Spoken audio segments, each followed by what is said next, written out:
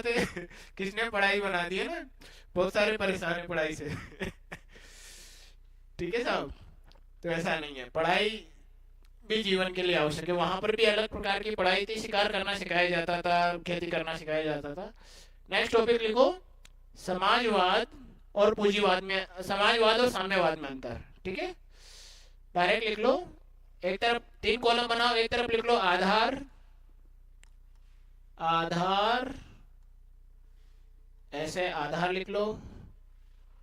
एक तरफ लिख लो समाजवाद, समाजवाद,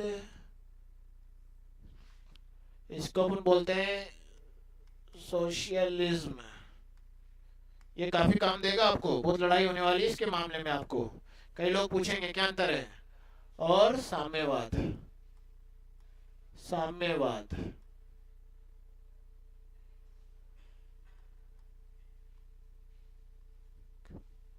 कम्युनिज्म। ठीक है भाई, कम्युनिज्म। मैं स्पेलिंग चेक कर लेता हूँ, थोड़ा सा गलत ना हो जाए। कम्युनिज्म।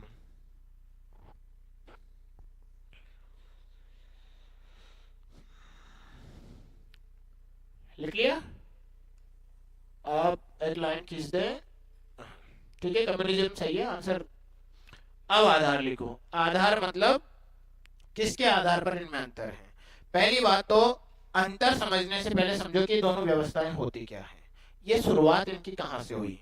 आपने किसी ने एक नाम सुनाओ, कार्ल मार्क्स, सुना है क्या? क्यों फेमस है? हाँ जी।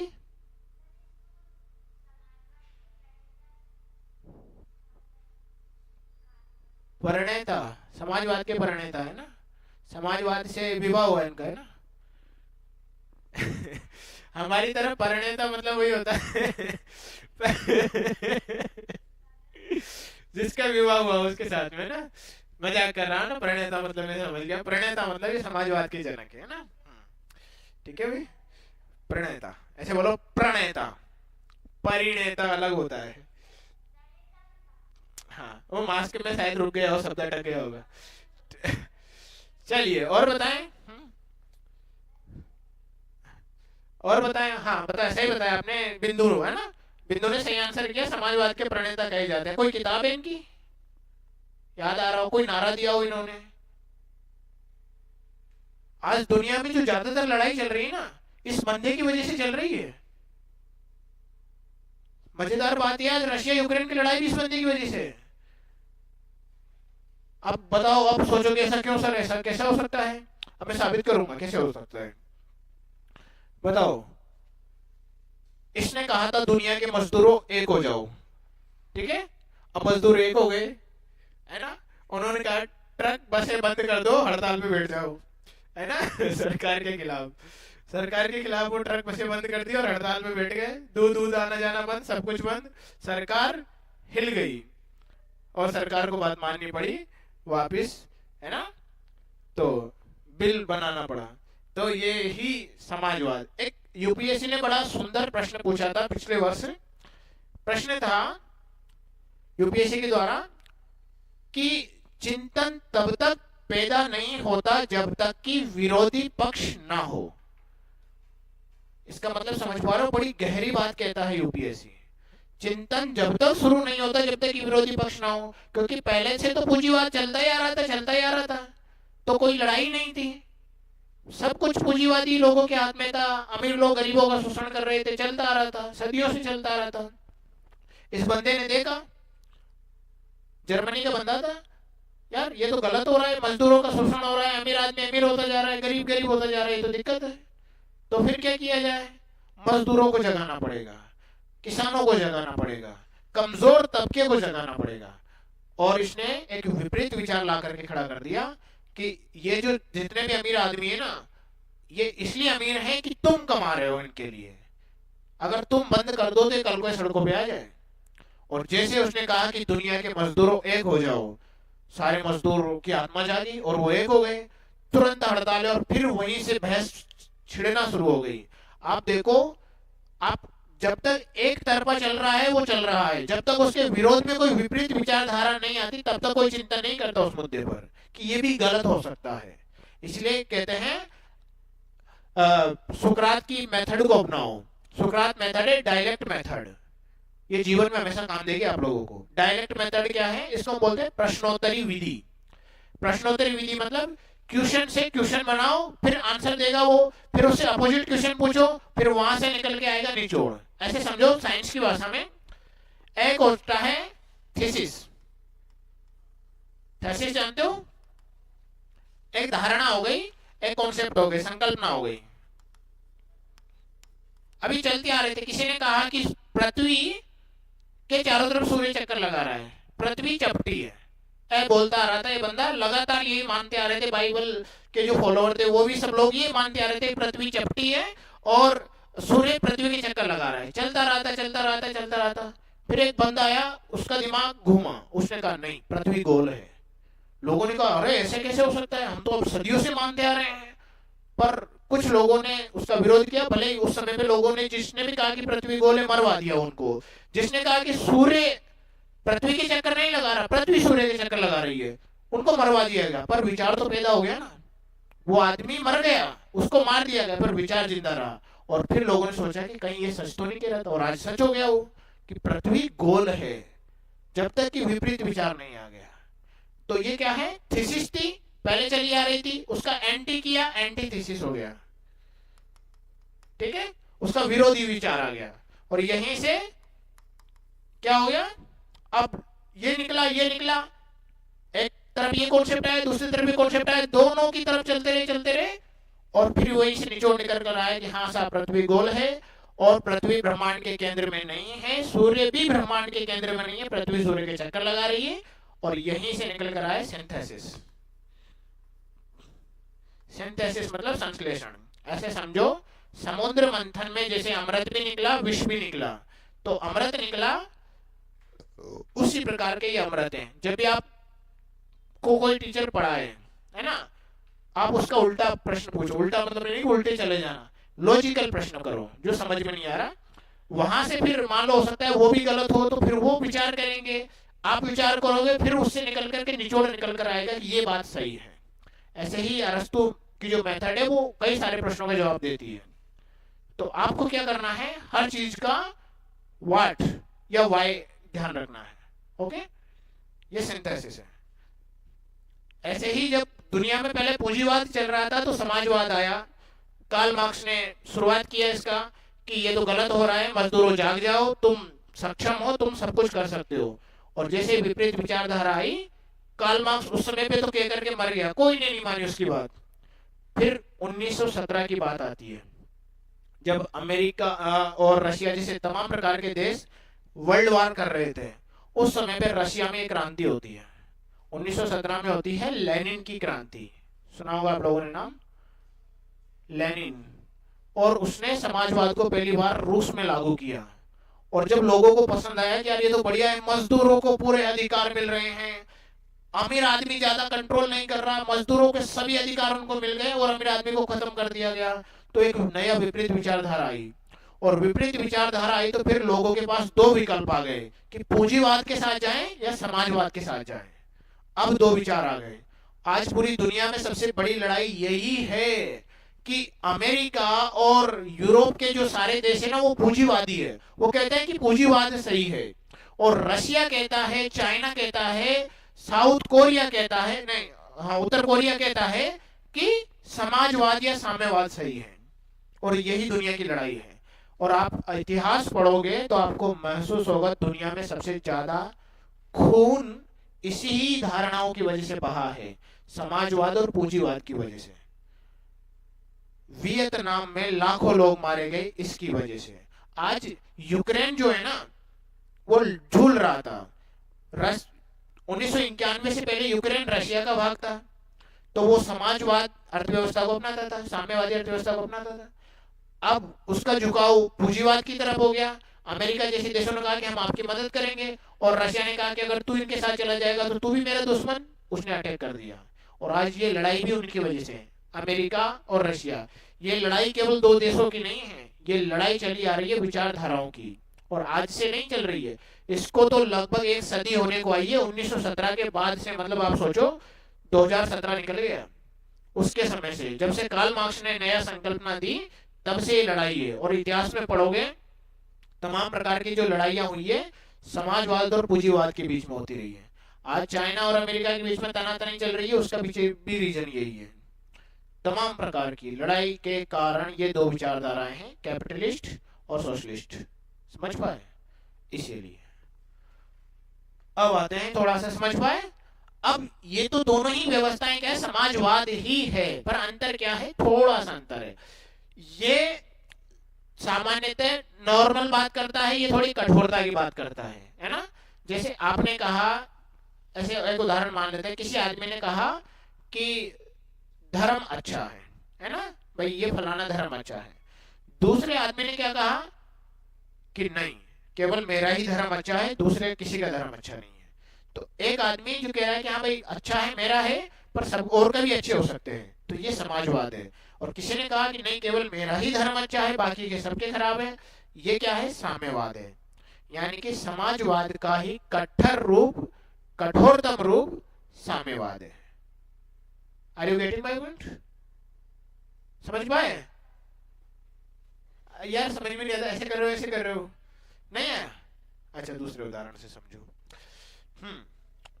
चलो पहले इसको लिखो, फिर समझाता हूँ ना। पहले कुछ उदाहरण समझो, आपके सामने डाटा तो है। पहले लिखो बुनियादी सिद्धांत।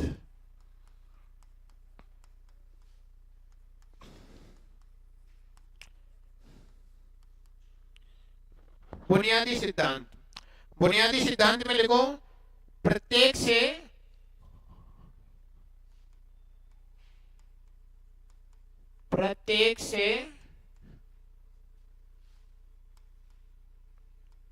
या प्रत्येक को कर लो, ज्यादा बेटर रहेगा। प्रत्येक को उसकी क्षमता के अनुसार और उसके योगदान के अनुसार। अब मुझे पता है ये लाइन भी आपको समझ में नहीं आएगी, फिर भी लिखो, है ना, योगदान के अनुसार। ये सिद्धांत है साहब, है ना। यहां लिखो प्रत्येक से उसकी क्षमता के अनुसार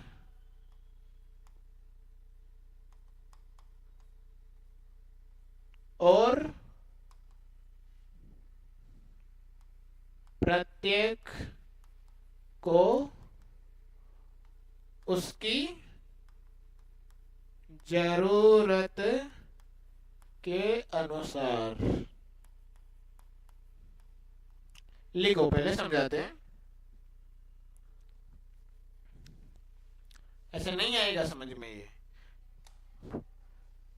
लिखो, जल्दी लिखो, फिर समझते हैं।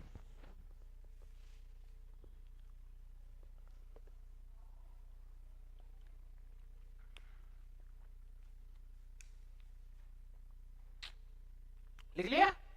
चलो समझो। देखो क्या होता है, प्रत्येक को उसकी क्षमता के अनुसार। प्रत्येक को उसकी क्षमता के अनुसार का मतलब है कि किसी व्यक्ति के अंदर क्षमता कितनी है, उतना वो कमा के दे, और देने के बाद में उसको जितनी जरूरत है उतना ही ले, बाकी मुझे दे दे।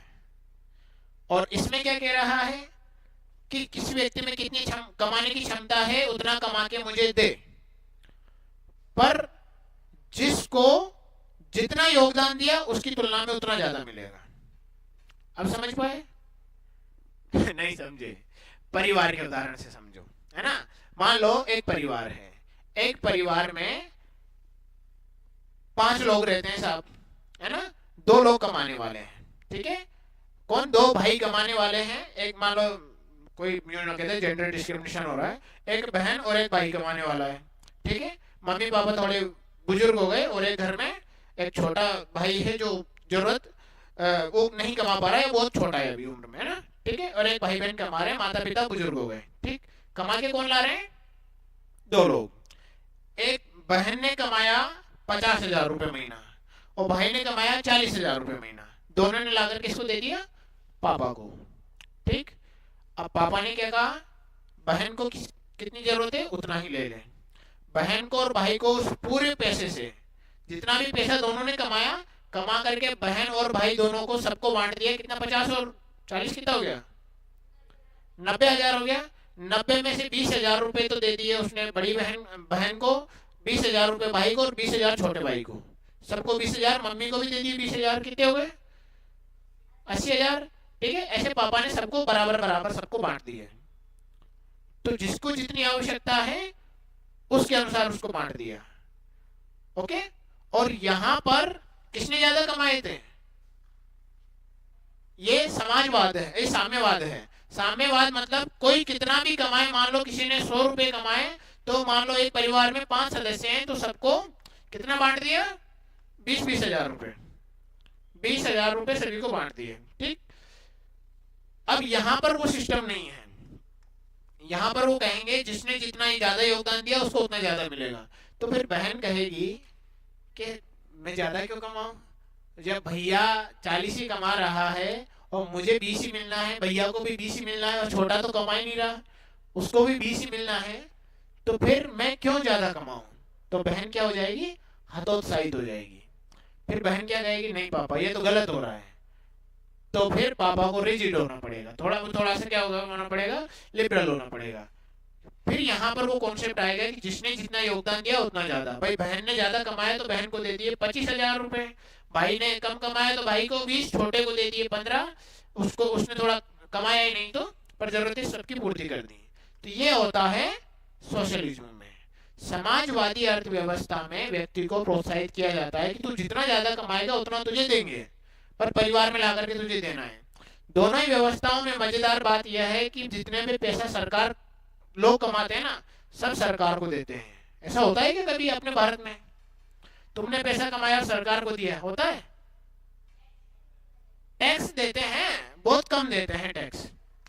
ऐसा तो नहीं सारा पैसा सरकार ले लेगी, पर चाइना में होता है, रशिया में होता है। चाइना और रशिया में ये चलता है कि आप कितना भी कमा लो सारा पहले सरकार को देना पड़ेगा, फिर सरकार उसमें से परसेंट निकाल के दे देगी। आपको जितनी जरूरत है उतना देगी। पहले तो दोनों ही देश क्या करते थे? बड़े कट्टर थे। कट्टर मतलब साम्यवाद को फॉलो करते थे। आज प्रॉपर रूप से कोई भी देश साम्यवादी नहीं है जो 100% मानता हो। क्यों मानता है? कि साम्यवाद को कठोर रूप से लागू नहीं किया जा सकता, वरना लोग कमाना ही छोड़ देंगे। बोल देंगे साहब क्या जरूरत है, जब सबको मिलना बराबर ही है तो मैं तो कमाऊंगा ही नहीं, जरूरत तो सरकार भी पूरी कर रही है। तो फिर ऐसी व्यवस्थाओं को धीरे धीरे समाजवाद की तरफ जाना पड़ा। आप थोड़ा समझ पाए कि एक व्यवस्था दोनों में ही क्या होता है? संसाधनों पर नियंत्रण सरकार का ही होता है। अभी पढ़ी थी ना हमने समाजवादी अर्थव्यवस्था, संसाधनों पर नियंत्रण सरकार का ही होता है दोनों में।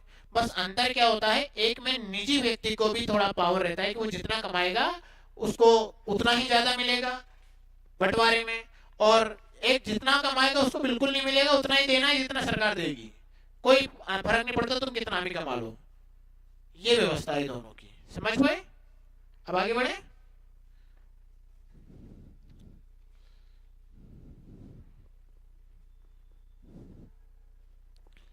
ठीक है भाई, तो यहाँ पर जरूरतों को ध्यान में रखा जाता है कि जिसको जितनी जरूरत उतना ही ले ले, बाकी नहीं देंगे आपको, जरूरतों के अनुसार। अब दूसरा आधार लिखो। ये तो बुनियादी सिद्धांत है। सिद्धांत की अगर हम बात करें तो ये किस प्रकार का सिद्धांत का प्रकार कैसा है? ठीक है भाई, ये भी लिख लो, सिद्धांत का प्रकार। ये सिद्धांत है आर्थिक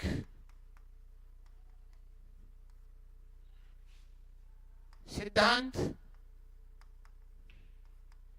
और ये है राजनीतिक। वैसे तो ये पूरी तरीके से ना तो आर्थिक है ना राजनीतिक है। आर्थिक, राजनीतिक और सामाजिक दोनों है, पर मुख्य रूप से अगर हम बात करें थोड़ा ये राजनीति की तरफ झुकाव ज्यादा है। ये राजनीति की बात करता है, ये आर्थिक की संसाधनों पर नियंत्रण की बात करता है। ठीक, तो ये आर्थिक सिद्धांत है, ये थोड़ा समाजवादी प्रकार का होता है, ये राजनीतिक प्रकार का रहता है। इसमें लोग राजनीति ज्यादा करते हैं। टूट जाए तो दूसरा तो होगा ना, नहीं है? आना चाहिए यार। ठीक है, समझ पाए?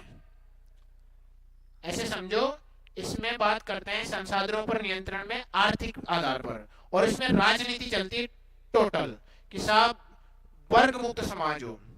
अब देखो, कार्ल मार्क्स ने एक नारा दिया था वर्ग मुक्त समाज का। उसने कहा था कोई अमीर नहीं, कोई गरीब नहीं, अमीर से सारा छीनो, गरीबों अमीर को भी गरीब बना दो, सबको बराबर बांट दो। ये कहता था कार्ल मार्क्स।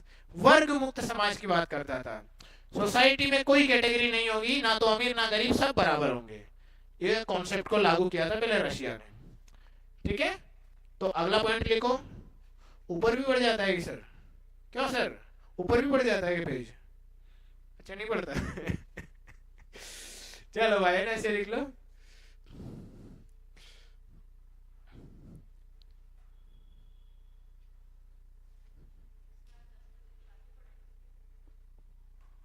मैम जब तक टॉपिक पूरा ना हो जाए मैं टाइम नहीं देखता, बस मेरे साथ पढ़ने वाले होने चाहिए। मैं 3.5 घंटे भी पढ़ाने के लिए तैयार हूं, पर पढ़ने वाला हो। ठीक है भाई, या तो जब तक तो मैं ना भाग जाऊं या फिर पढ़ने वाला ना भाग जाए, है ना चलिए अगला लिखो। अगला क्या टॉपिक, अगला क्या पॉइंट था? क्या बता रहा था मैं? वर्ग मुक्त समाज, हाँ है ना, वर्ग। तो इसमें क्या चलता है? वर्ग स्थिति लिख लो, वर्ग स्थिति। अगला पॉइंट है वर्ग स्थिति, यानी कि वर्ग रहेगा या नहीं रहेगा। तो ये समाजवाद बात करता है कि वर्ग युक्त समाज हो सकता है। वर्ग युक्त समाज प्राय देखा जाता है या हो सकता है। इधर लिखो वर्ग मुक्त, मुक्त पे ज्यादा जोर देना। वर्ग मुक्त समाज होता है मतलब कोई अमीर नहीं, कोई गरीब नहीं, कोई टाटा कोई बिरला नहीं, कोई अंबानी अडानी नहीं, सब गरीब, गरीब तो नहीं, सब बराबर। और भिखारी भी नहीं रहेगा इसमें, भिखारी को भी बराबर दिया जाएगा और अमीर को भी बराबर दिया जाएगा। यानी यहाँ पर कोई गरीब नहीं रहता, सबको जितनी जरूरत है उतना मिला जाता है। ठीक है, लिख लिया? समझ पाए थोड़ा सा? वर्ग युक्त यानी कि पूंजीवाद का अंत हो, ये नारा दिया था कार्ल मार्क्स ने। पूंजीवाद को खत्म कर दो, सारे पैसे छीन लो और सारे पैसे छीन करके गरीबों में बांट दो, सब बराबर हो जाएंगे। भारत में ऐसा नहीं है, भारत ने ये नहीं अपनाया। भारत ने जो अमीर था उसको अमीर रहने दिया, पर गरीबों की आवश्यकताओं को पूरा किया। तो भारत में मिश्रित अर्थव्यवस्था है, समाजवाद नहीं है, कट्टर समाजवाद नहीं है, समाजवाद भी है, पूंजीवाद भी है। पूंजीवाद क्या कहता है? अमीरों के पास ही पैसा हो, गरीब गरीब रहे तो रहे, ना तो उसकी मर्जी। ठीक है, पर समाजवाद क्या कहता है? कोई गरीब ना रहे, सभी बराबर हो। साम्यवाद या समाजवाद कठोरतम। और भारत क्या कहता है? अमीर भले ही अमीर बने पर गरीब को हम आगे उठाए। तो सरकार गरीबों के लिए काम करती है। देखो अगला है ना, तो इसमें संपत्ति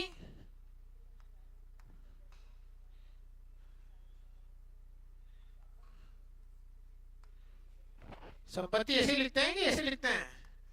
संपत्ति, अरे संपत्ति बड़ी की मात्रा आएगी ना?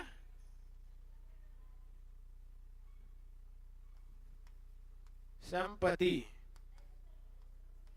हाँ पहले की सही थी, छोटी की हे भगवान क्या हो रहा है ना? संपत्ति लिखो, संपत्ति की स्थिति। आपकी तरफ किसी का नाम संपत्ति रहता है लड़कियों में से? हमारी तरफ बहुत रहता है नाम संपत्ति, है ना, कि ये किसकी संपत्ति है मेरे मामा का लड़का है, उसकी पत्नी का नाम संपत्ति है ना। चलिए, तो कई बार ऐसे चिढ़ाते रहते हैं उसको। चलो, तो ये हो गया संपत्ति की स्थिति। तो सोशलिज्म में निजी संपत्ति होती है। ठीक है, निजी संपत्ति की अनुमति है, निजी संपत्ति की अनुमति है, अनुमति होती है, अनुमति होती है, निजी संपत्ति की अनुमति होती है। इसमें निजी संपत्ति की अनुमति नहीं होती। निजी व्यक्ति संपत्ति नहीं रखेगा, सीधी सी बात यह है। निजी संपत्ति की अनुमति की अनुमति नहीं होती है, नहीं होती है, निजी संपत्ति नहीं होती है, नहीं होती है। यानी कि कोई कितना भी कमा ले, पूरा पैसा सरकार को ही देना है, फिर सारा संसाधनों पर नियंत्रण भी सरकार का रहेगा। सरकार बांटेगी लोगों को कि तू ये काम कर, तुझे ये संसाधन दे रहे हैं, तू ये काम कर, तुझे ये काम करना पड़ेगा। चीजों का निर्धारण भी, संपत्ति के निर्धारण भी सरकार ही करती है, संसाधनों का बंटवारा सरकार करती है। इसमें निजी व्यक्ति और जो समाजवाद होता है वो थोड़ा लिबरल होता है, इसकी धारणा थोड़ी सी लिबरल होती है। ये कहता है कि साहब निजी व्यक्ति भी संपत्ति रख सकता है, कोई आपत्ति नहीं हमें, तो बस गरीब आदमी गरीब ना रहे, उसको हम आगे बढ़ाएंगे, ये समाजवाद कहता है। ठीक, तो समाजवाद सबको पसंद है, साम्यवाद हर किसी को पसंद नहीं है, क्योंकि साम्यवाद क्या करता है, हतोत्साहित करता है। तो एक और लिख लें, लिख लिए संपत्ति वाला, इनको मिटा दो दोनों को।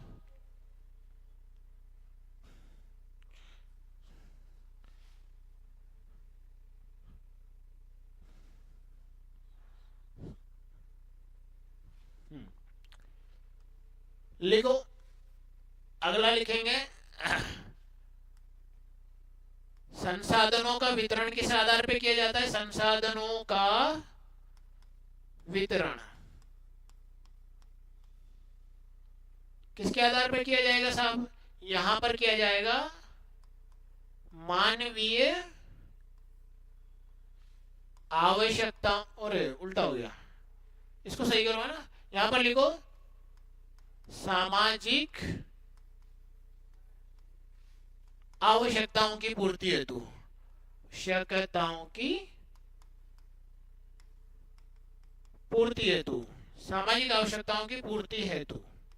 ठीक है साहब, यहां पर किसकी, वो कहता है कि तू बस जिंदा रह ले, इतना बहुत है, बाकी जरूरत नहीं है तुझे कि आईफोन ही रख, तू जरूरत नहीं तू 4 व्हीलर रखेगा, तू बस जिंदा रह ले, इतना बहुत है, इतना दे रही है सरकार, उतना ही बहुत है।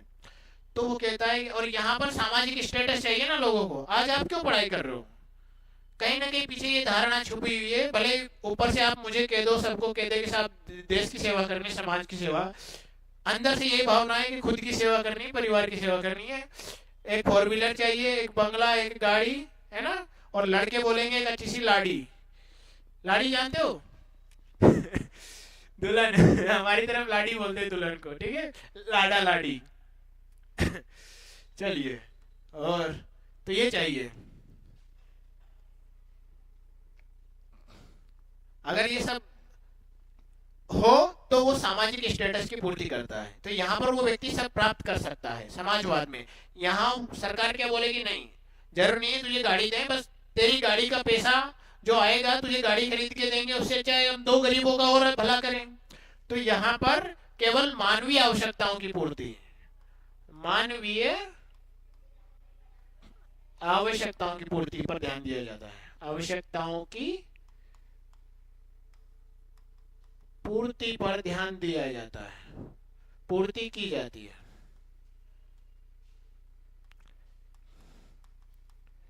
मानवीय आवश्यकताएं क्या है बताओ,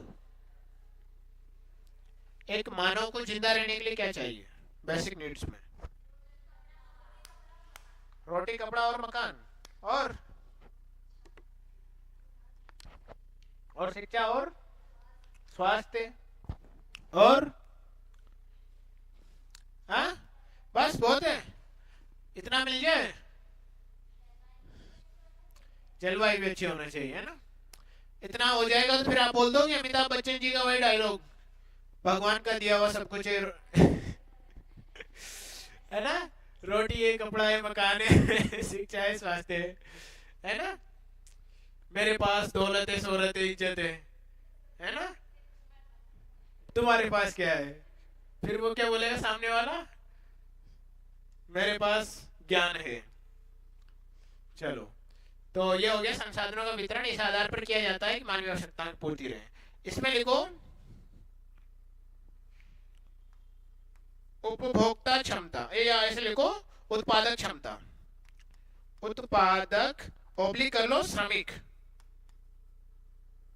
श्रमिक क्षमता। अभी थोड़ा टेक्निकल वर्ड है पर आराम से समझ जाओगे ना। इसमें क्या होती है, प्रोत्साहित होती है। प्रोत्साहन तो जानते हो ना आप लोग, प्रोत्साहित होती है। प्रोत्साहन मतलब वो वो क्या होता है, इंस्पायर होता है। जितना ज्यादा कमाएगा उतना ज्यादा उसको मिलेगा, है ना। इसमें प्रोत्साहित होती है, मैं जितना ज्यादा कमाऊंगा उतना मेरे पास रहेगा, है ना। सरकार बहुत ज्यादा लिबरल होती है इसमें कि भाई तू कमा उतना ही तुझे ज्यादा मिलेगा। इसमें जितना भी कमाए बेचारे का छीन करके बराबर ही कर देना है सबको। तो इसमें क्या होगा, हतोत्साहित। प्रोत्साहन का उल्टा है हतोत्साहन, ठीक। तो प्रोत्साहित यहाँ क्या होगा, हतोत्साहन। हतोत्साहित होती है, होती है, ठीक है। वहां पर उत्पादक भी ज्यादा उत्पादन करने का प्रयास करेगा, श्रमिक भी अपनी पूरी कैपेसिटी लगाएगा कि साहब जितना भी है मेरा अपना पूरा दम लगा दूंगा, ज्यादा कमाऊंगा तो ज्यादा है। तो ये अच्छी व्यवस्था है, वहां पर हतोत्साहन होता है उसमें, ठीक।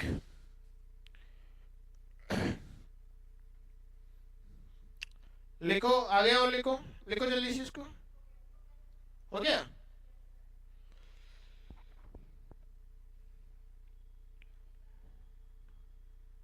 हाँ एक और लिख लो, छोटा सा है। यहाँ पर धर्म की स्थिति क्या है, धर्म की स्थिति क्या है। यहाँ पर धर्म का वर्चस्व, वर्चस्व तो नहीं बोलेंगे पर बोलेंगे धर्म की उपस्थिति होती है, उपस्थिति संभव है, ऐसे लिख लो, धर्म की उपस्थिति संभव है। धर्म की उपस्थिति संभव है मतलब लोग अपना कोई भी रिलीजन मान सकते हैं, कोई प्रॉब्लम नहीं है, सब माने। साम्यवादी कहता है कि नहीं, कोई धर्म नहीं है, धर्म ये जो लोगों को गुलाम बनाता है। कार्ल मार्क्स ने एक बड़ा फेमस डायलॉग दिया था, अगर आज बोल देना उसको कई लोगों को, आपको तो फांसी पे चढ़वा दे लोग। उसने कहा था कि धर्म एक अफीम की तरह है। अफीम जानते हो, हाँ अफीम। धर्म एक अफीम की तरह है, लोग इसको पिला देते हैं और लोग मदमस्त हो जाते हैं, फिर अपना काम बनवा लेते हैं। कई लोग धर्म के नाम पे भड़का देते हैं, तुम्हारा धर्म ये कहता है, और आदमी हाँ मेरा धर्म कहता है, अब पागल हो जाएगा वो, पागल हाथी की तरह वो कुछ भी करने के लिए तैयार है, तराही माम मतलब तबाही मचा डालेगा धर्म के नाम पर। तो कार्ल मार्क्स ने धर्म को अफीम कहा है, अफीम की तरह है, इसलिए धर्म की समाप्ति की ही बात करता है वो। इसलिए साम्यवाद में क्या है, धर्म को प्रभावी रूप से समाप्त कर दिया जाता है, प्रभावी रूप से समाप्त किया जाता है, समाप्त किया जाता है।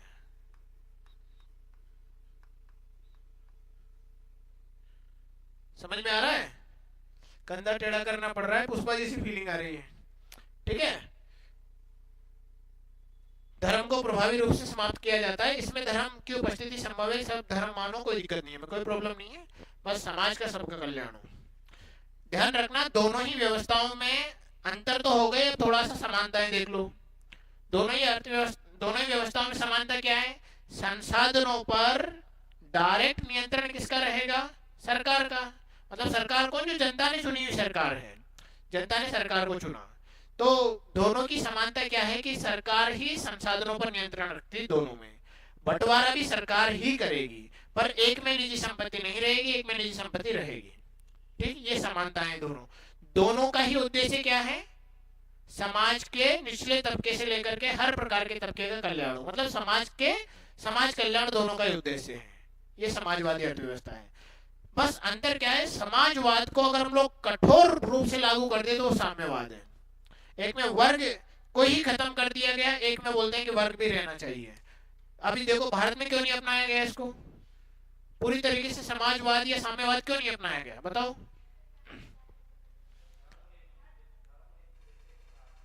धर्मनिरपेक्ष राष्ट्र तो अच्छी बात है भारत में, और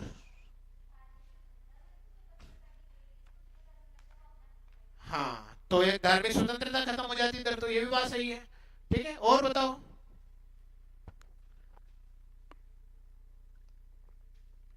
सोचो सोचो, आप प्रयास करो, है ना, सही कहा आपने। और बताओ। और गांधी जी का मानना था कि भाई अमीर आदमी को, ये उद्योगपति है ना, उनको खत्म मत करो, क्योंकि उद्योगपति में क्या क्षमता होती है, उत्पादन करने की, उसमें उद्यमिता का, ये जिसको बोलते हैं एंटरप्रेन्योर का गुण पाया जाता है। अगर वो उत्पादन नहीं करेगा तो क्या होगा, विकास रुक जाएगा। इसीलिए वो कहते हैं गांधी जी कि अमीर आदमी को या उद्योगपति को खत्म मत करो, क्योंकि उसके पास वो क्षमता है कमाने की, उद्योग लगाने की, वो हम लोग खो देंगे, और वो खो गई तो क्या फायदा, ऐसे उद्योगपति थोड़ी पैदा होंगे। इसलिए वो कहते हैं उद्योगपति बने रहे पर गरीब आदमी के कल्याण की बात सरकार करे। इसलिए गांधी जी से प्रेरित होकर के अपने मिश्रित अर्थव्यवस्था को अपनाया कि समाज कल्याण भी हो, उद्योगपति भी अपनी जगह पे रहे, है ना। और आज बढ़िया चल रही है हमारी व्यवस्था, दूसरे देशों की व्यवस्थाओं से बढ़िया स्पीड में चल रही है। दुनिया की तीसरी अर्थव्यवस्था बनने की तरफ हम लोग अग्रसर हो रहे हैं और जल्दी बन जाएंगे। ठीक है, तो जरूर ऐसा होगा। ओके, हाँ, सिद्धांत, क्या वो पहली वाली पॉइंट समझ में नहीं आया? पहला वाला पॉइंट मतलब ऐसे समझो, पहला वाला पॉइंट कह रहा था, एक कह रहा था समाजवाद वाला कि जिसको जितनी क्षमता है, क्षमता तो दोनों में की बात चल रही है, जिसमें जितनी क्षमता है, तो एक में दोनों के पास क्षमता है, दोनों में क्षमताओं की बात की गई है। समाजवाद कहता है जिसमें जितनी क्षमता, उसकी क्षमता में उसकी सामाजिक जरूरतों को ध्यान में रखा जाएगा। और एक में क्या कह रहा है कि जिस मानवीय जरूरतों को ध्यान में रखा जाएगा, वो कितना उसकी जरूरत है उसकी बस पूर्ति की जाएगी। ठीक है, ये वो बात करता है। ओके, हाँ, प्रकार है ये उसके, है ना, बस सिद्धांत के प्रकार है कि ये किस प्रकार के सिद्धांत की बात करता है। तो दोनों में क्या होता है, एक में तो प्रोत्साहन होता है लोगों को कि भाई मानव की जितनी जरूरत है उसमें पूर्ति हो जाए, इसमें मानव की जरूरतों को भी ध्यान में रखा जाता है, साथ में भी किया जाता है व्यक्ति का सामाजिक स्तर ऊपर उठो। एक बड़े फेमस व्यक्ति हुए हैं, आपने नाम सुना होगा, अब्राहम लिंकन, सुना है? कौन थे? अमेरिकी राष्ट्रपति, यूएसए के राष्ट्रपति थे। वो एक बात कहते हैं कि दुनिया के हर व्यक्ति की इच्छा होती है सराहे जाने की इच्छा। सराहे जाना मतलब लोग उसकी प्रशंसा करें। अब प्रशंसा कैसे होगी? अमीर आदमी के पास प्रशंसा कैसे होगी? जो उसके पास गाड़ी होगी, बंगला होगा, दौलत होगी, शोहरत होगी, दोस्त कहेंगे ना, वाह यार क्या चमचमाती गाड़ी है। तो हर व्यक्ति चाहता है समाज में मेरा एक स्थान हो। आप भी तो इसके लिए